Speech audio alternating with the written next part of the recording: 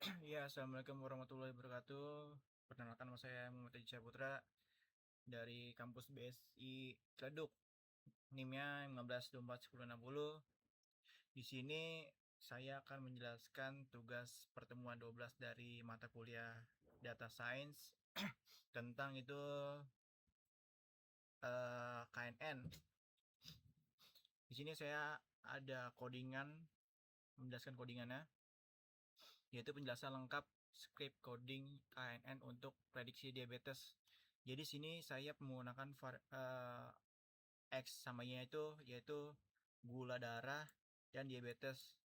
Saya akan menjelaskan pertama. Yang pertama itu kita impor dulu, impor pandas, kemudian nampi.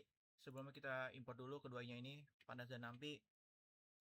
Yang mana pandas itu mengubah data dalam bentuk table, sedangkan nampi itu membentuk data acak dan operasional matrix. Kemudian untuk datanya ini kita ada data usia, gula darah, berat badan, dan diabetes. Untuk yang tadi saya bilang X sama Y itu saya ganti gula darah dan diabetes. Kemudian NP random set itu mana ya? Ini NP random set ini fungsi untuk memastikan hasil acak selalu sama. Kemudian data frame ini data frame mengubah dictionary menjadi table. Jadi yang mana tuh data frame itu mengubah dictionary-nya menjadi table. Kemudian bagi data menjadi fitur dan target. Di sini ada fitur pasien yaitu DF-nya itu diabetes targetnya. Kemudian targetnya diabetes itu DF. Yang mana fitur pasien ini, yang ini nih, fitur pasien ini semua kolom kecuali target. Kemudian target diabetes yaitu kolom yang ingin diprediksi. Yang ingin diprediksi apa? Yaitu diabetes. Kemudian yang untuk yang bagi data menjadi data latih dan data uji. Untuk trend test splitnya itu berfungsi membagi data, kemudian test size 0,2 nya yang ini nih 20% data untuk pengujian. Kemudian untuk random state 42 itu hasil pembagian konsisten. Kemudian menormalkan data scaling itu ada di sini nih. Skala fitur menggunakan data scaler. Data scaler membuat fitur berada pada skala yang sama. FT transport. Ini yang fit transform itu menghitung skala data dari data latih yang menerapkannya. Kemudian untuk transform itu menerapkan skala yang sama data uji. Kemudian untuk membangun model KNN, di sini ada mana ya? Yang ini nih, prediksi data uji. Yeah, pred model predirect. Kemudian evaluasi model. Untuk evaluasi model ini yang akurasi skor itu seberapa banyak prediksi yang benar. Kemudian yang classification report itu precision recall, F1 dan score. Kemudian yang confession metric itu table benar atau salah diprediksi.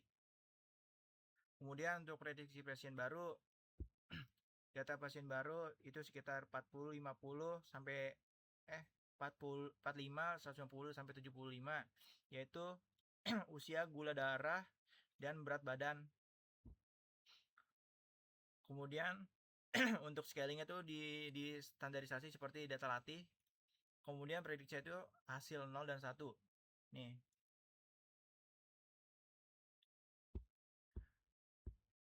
Dan untuk hasil outputnya itu seperti ini.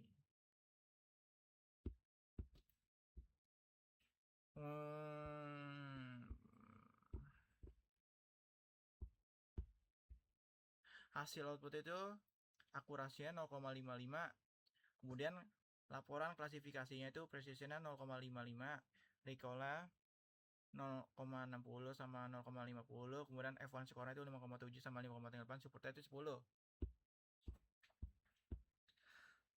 Kemudian saya menjelaskan itu akurasi 0,55. Akurasi 0,55% itu berarti model hanya benar dalam 11 dari 20 prediksi. Ini menunjukkan bahwa model masih belum akurat. Jadi semua yang model itu masih belum akurat dari 20 diprediksi. Dan performanya hanya sedikit lebih baik dari tebak-tebakan acak yang 50% ini. Kemudian akurasi rendah bisa terjadi karena data set kecil, data acak, sinetics, fitur kurang inovatif, dan K belum dioptimal. Kemudian di sini ada akurasinya. Akurasinya itu sama sekitar 0,55. Kemudian recall itu recall 0,60. Berarti model berhasil menemukan 60% pasien yang benar-benar tidak diabetes. Nih, yang ini. Kemudian yang F1 score 5,7 itu nih, yang ini itu keseluruhan kelas 0 cukup sedang. Hal ini menunjukkan model lebih baik mengenali pasien yang tidak diabetes. Kemudian untuk makro AVJ dan weight AVJ itu, makro AVJ itu 0,55. Yaitu rata-rata performa kedua kelas sama-sama sedang. Kemudian weight AVJ itu sama 0,55. Mempertimbangkan jumlah data setiap kelas di sini seimbang jadinya. Kemudian untuk matriks konfusi itu dapat di 64 dan 55. Yang mana itu 6 benar tidak. Kemudian yang 6 ini benar. Tidak diabetes, diprediksi tidak diabetes. Kemudian 4 itu yang salah. Tidak diabetes, diprediksi diabetes. Kemudian yang 5 di bawahnya salah, diabetes, diprediksi diabetes. Kemudian yang 5 benar, diabetes, diprediksi diabetes. Jadi kesimpulan dari matriks ini, model lebih sering salah saat diprediksi kelas 1. Dan ada 5% diabetes yang salah diklasifikasikan sebagai tidak diabetes. Ini cukup berbahaya dalam konteks medis. Menunjukkan hasil yang model ditingkatkan lagi. Jadi sekian untuk penjelasan saya untuk pertemuan 12 ini. Ya, sekian dari saya. Semoga saya dapat nilai yang bagus. Terima kasih.